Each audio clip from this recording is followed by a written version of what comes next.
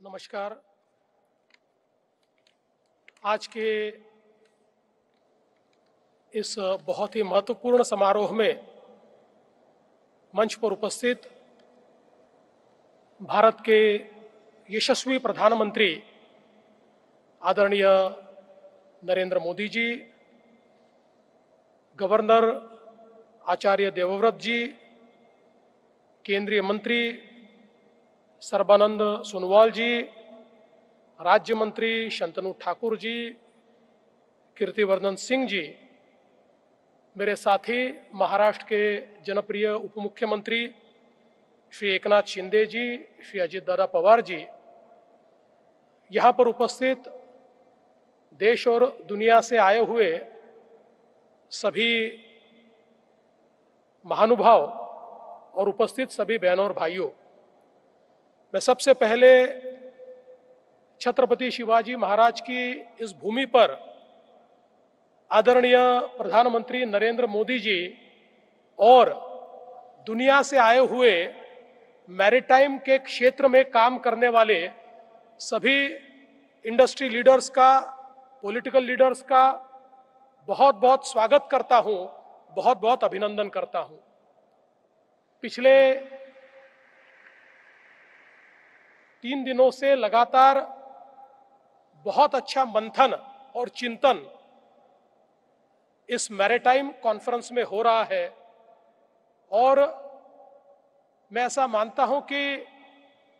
India maritime week 2025 एक ऐसा मंच, एक ऐसा डायलॉग आज स्थापित हो रहा है जिससे देश और दुनिया में मैरीटाइम के क्षेत्र में होने वाले बदलाव और उसके कारण होने वाला जो फायदा है उसको हम देश और दुनिया के कोने कोने तक पहुंचा पा रहे हैं। मैं सबसे पहले I would like to thank honourable prime minister Shri Narendra Modi ji for reimagining the maritime space of India. जिस प्रकार से प्रधानमंत्री जी ने हमारे सारे मैरीटाइम बिजनेस को एक नई दिशा दी है, मैं ऐसा मानता हूं कि स्वतंत्र भारत में पोर्ट लेड डेवलपमेंट और सामुद्रिक शक्ति का जो आविष्कार आज प्रधानमंत्री नरेंद्र मोदी जी के नेतृत्व में हम लोग देख पा रहे हैं, जो एक्सपोनेंशियल ग्रोथ हम लोग देख पा रहे हैं और दुनिया के व्यापार में भारत की एक नई भूमिका जो हम देख पा रहे हैं, मैं उसके लिए प्रधानमंत्री जी को बहुत बहुत धन्यवाद देना चाहता हूं। और विशेष रूप से ये धन्यवाद इसलिए भी देना चाहता हूं कि आज उनके नेतृत्व में महाराष्ट्र जैसा राज्य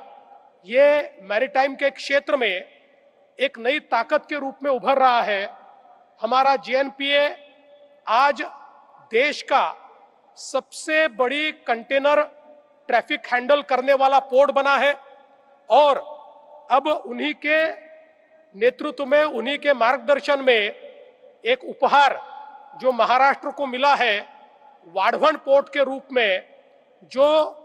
भारत का तो सबसे बड़ा पोर्ट होगा ही, लेकिन